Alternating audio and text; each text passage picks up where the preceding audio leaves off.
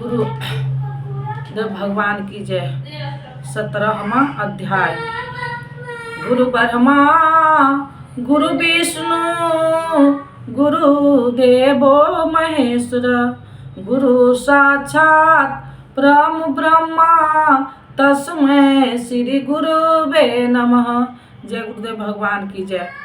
जो यज्ञ शास्त्र विधि से रहित है, जो अन्न परमात्मा की सृष्टि कर सकने में असमर्थ है, मन के अंतराल में निरुद्ध करने की क्षमता से रहित है, दक्षिणा अर्थात सब स्वर के समर्पण से रहित है तथा जो श्रद्धा रहित है, ऐसा यज्ञ तामस यज्ञ कहा जाता है। ऐसा पुरुष वास्तव में यज्ञ को जानता ही नहीं।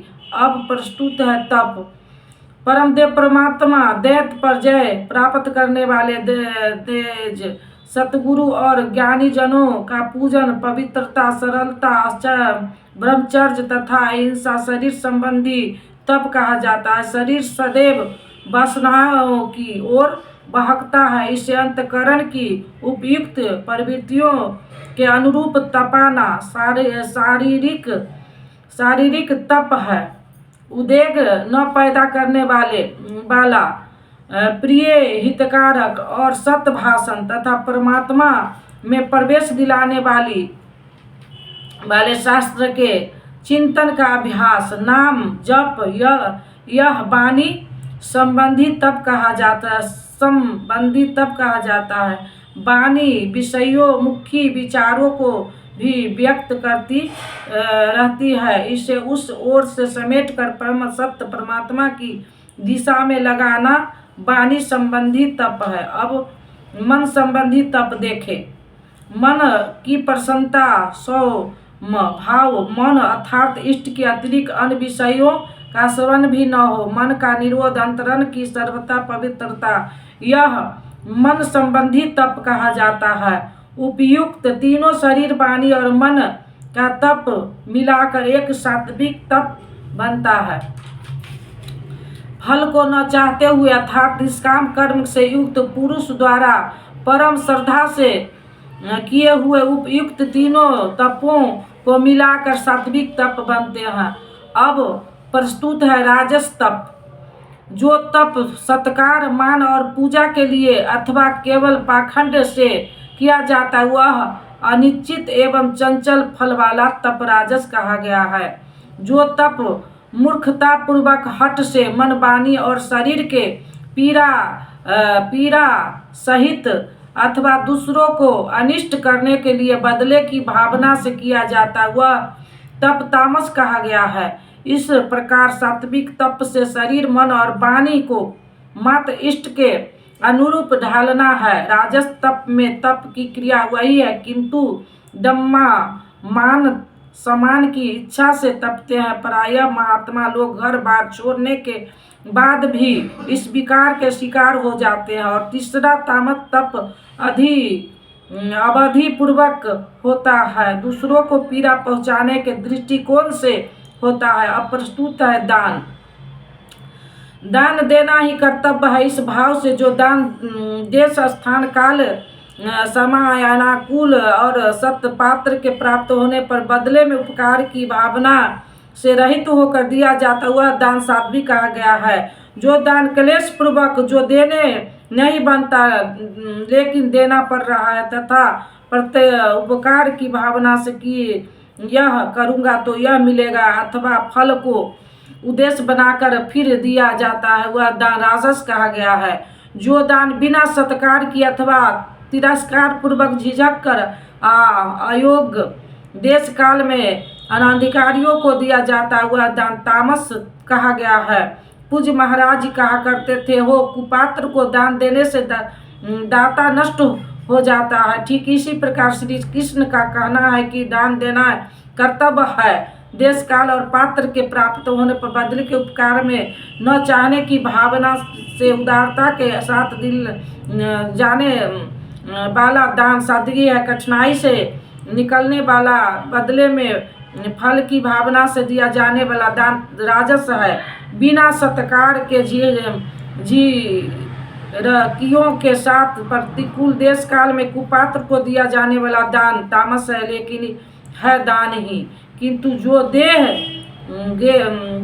गेह इत्यादि सबके ममतब को त्याग कर एकमात्र इष्ट पर ही निर्भर है, उसके लिए दान का विधान इससे और उन्नत है। वह है ईश्वर का स्मरण, संपूर्ण वासनाओं से हटकर मन का समर्पण, जैसा कि श्री कृष्ण ने कहा। अतः दान नितांत आवश्यकता है, अप्रस्तुत है। ओम सत और ओम का स्वरूप। अर्जुन, ओम सत और सत ऐसा 3 प्रकार का नाम है। ब्रह्मण निर्देश, ब्रह्मा का निर्देश करता है, स्मृति दिलाता है, संकेत कराता है, और ब्रह्मा का परिचायक है। उसी से पूरा पूर्व में आरंभ में ब्राह्मण वेद और अज्ञादि रचे गए हैं, अर्थात ब्राह्मण यज्ञ और वेद ओम से पैदा होते हैं। ये योगी जन है। ओम के सतत चिंतन से ही इनकी उत्पत्ति है और कोई तरीका नहीं है। इसलिए ब्रह्म का कथन करने वाले पुरुषों की शास्त्र विधि से नियत की हुई यज्ञ, दान और तप क्रियाएं निरंतर ओम इस नाम का उच्चारण करके ही की जाती है, इससे उस ब्रह्म का स्मरण हो जाए। अब तत्शब्द प्रयोग बताते सतत अर्थात वह परमात्मा ही सर्वत्र है। इस भाव से फल को न चाहकर शास्त्र द्वारा निर्दिष्ट नाना प्रकार की यज्ञ, तप और दान की क्रियाएं परम कल्याण की इच्छा करने वाले पुरुष द्वारा की जाती है। सतत शब्द परमात्मा के प्रति संपूर्ण सूचक है, अर्थात जप तो ओम का करे तथा यज्ञ, दान और तप की क्रियाएं उस पर निर्भर होकर करे। अब सत्य के प्रयोग का स्थल बताते हैं। और सत्य योगेश्वर ने बताया कि सत्य है क्या। गीता के आरंभ में ही अर्जुन ने प्रश्न खड़ा कर दिया कि कुल धर्म ही शास्त्र है, सत्य है। जो श्री कृष्ण ने कहा, अर्जुन तुझे यह अज्ञान कहाँ से उत्पन्न हुआ है। सत्य वस्तु का तीनों कालों में कभी अभाव नहीं होता, उसे मिटाया नहीं जा सकता, और असत्य वस्तु का तीनों काल में अस्तित्व नहीं है, उसे रोका नहीं जा सकता। प्रस्तुत वह कौन सी वस्तु है जिसका तीनों कालों में अभाव नहीं है, और वह असत्य वस्तु क्या है जिसका अस्तित्व नहीं है। तो बताया कि आत्मा ही सत्य है और भूतादि को के समस्त शरीर नाशवान है। आत्मा सनातन है, अव्यक्त है, शाश्वत है, अमृत स्वरूप है, यही परम सत्य है। यहाँ कहते हैं कि सत्य ऐसे परमात्मा का यह नाम सद्भावे, सत्य के प्रतिभाव में और साधु भाव में प्रयोग किया जाता है। और हे पार्थ, जब नियत कर्म संग गोपांग भली प्रकार होने लगे तब सत्य शब्द का प्रयोग किया जाता है। सत्य का अर्थ यह नहीं है कि यह वस्तुएं हमारी है। जब शरीर हमारी नहीं है तो इसके उपयोग में आने वाली वस्तुएं हमारी कब है, यह सत्य नहीं है। सत्य का प्रयोग केवल एक दिशा में किया जाता है। सत्य भाव में आत्मा ही परम सत्य है। इस सत्य के प्रतिभाव को उसे साधने के लिए साधु भाव हो और उसकी प्राप्ति कराने वाला कर्म प्रस्तुत ढंग से होने लगे, वही सत्य शब्द का प्रयोग किया जाता है। इसी पर योगेश्वर अग्रेस करते हैं, यज्ञ, तप और दान को करने में जो स्थिति मिलती है वह भी सत्य है, ऐसा कहा जाता है। उस परमात्मा की प्राप्ति के लिए किया हुआ कर्म ही सत्य है, ऐसा कहा जाता है। अर्थात उस परमात्मा की प्राप्ति वाला कर्म ही सत्य है। यज्ञ, दान, तप तो इस कर्म के पूरक है। अंत में निर्णय देते हुए कहते हैं कि इस सब के लिए श्रद्धा आवश्यकता है।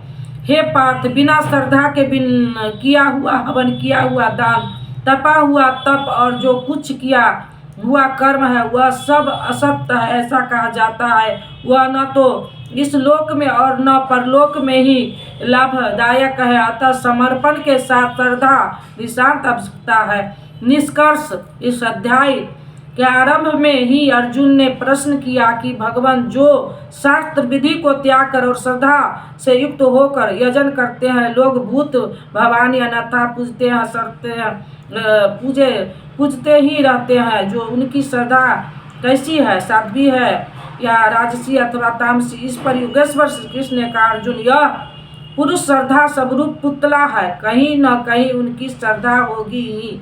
जैसी श्रद्धा वैसा पुरुष, जैसी वृत्ति वैसा पुरुष, उनकी वह श्रद्धा सात्विक है।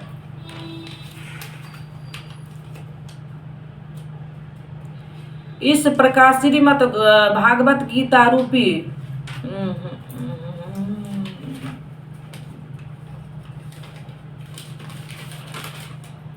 राजसी और तामसी 3 प्रकार की होती है। राजसी श्रद्धा वाले देवताओं को राक्षस, श्रद्धा वाले यक्ष को यश सौर प्रदान करे, राक्षस को जो सुरक्षा दे सके ने का पीछा करते हैं, और तामसी श्रद्धा वाले भूत प्रेतों को पूजते हैं। शास्त्र विधि से रहित इन पूजाओं का द्वारा ये 3 प्रकार श्रद्धा एक शरीर में स्थिर भूत समुदाय अर्थात अपने संकल्पों और हृदय देश में स्थिर मुझ अंतर्यामी को भी कृत करते हैं, न कि पूजते हैं। उनका सबको निश्चय ही तू असुर जान, अर्थात भूत प्रेत यक्ष राक्षस तथा देवताओं को पूजने वाले असुर हैं।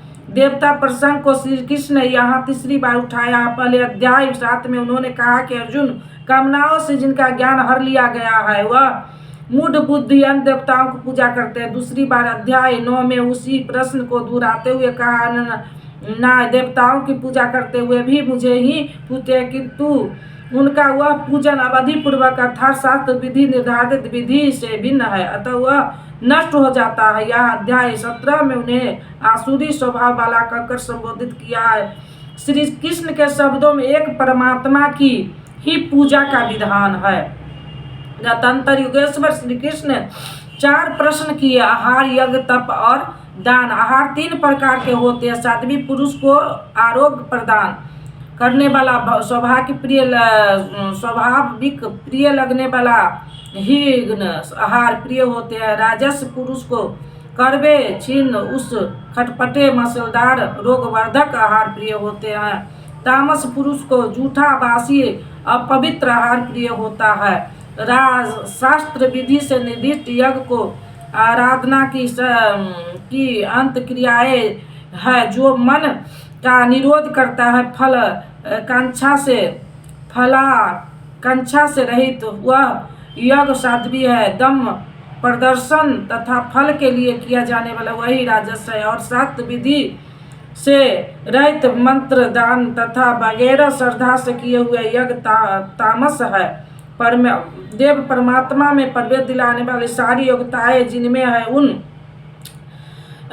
प्राय सद्गुरु, रचना, सेवा और अंतकरण, अहिंसा, ब्रह्मचर्य और पवित्रता के अनुरूप शरीर को तपाना शरीर का तप है। सत्य, प्रिय और हितकर बोलना वाणी का तप है। और मन को कर्म के पवित्र रखना, इष्ट की अतिरिक्त विषयों को चिंतन में मन को मौन रखना मन संबंधी तप है। मन, वाणी और शरीर तीनों मिलाकर इस ओर तपाना सात्विक तप है। राजस तप में कामनाओं के साथ उसको किया जाता है, जबकि तामस तप शास्त्र विधि से रहित उच्छेद 4 है। कर्तव्य मानकर देश, काल और पात्र का विचार करके श्रद्धा पूर्वक दिया गया है। सात्विक है कि किसी लाभ के लोभ में कठिनाई से दिए जाने वाला दान राजस है, और झिझक कर कुपात्र को दिए जाने वाला दान तामस है। ओम सत्य और सत्य स्वरूप बताते हुए योगेश्वर श्री कृष्ण ने कहा कि नाम परमात्मा की स्मृति दिलाती है। शास्त्र विधि से निर्धारित तप, दान और यज्ञ आरंभ करने में ओम का प्रयोग होता है, और पूर्ति में ही ओम पिंड छोड़ता है। तब का अर्थ वह परमात्मा, उसके प्रति समर्पित होकर वह कर्म होता है, और जब कर्म धारावाहिक होने लगे तब सत्य का प्रयोग होता है। भजन ही सत्य है।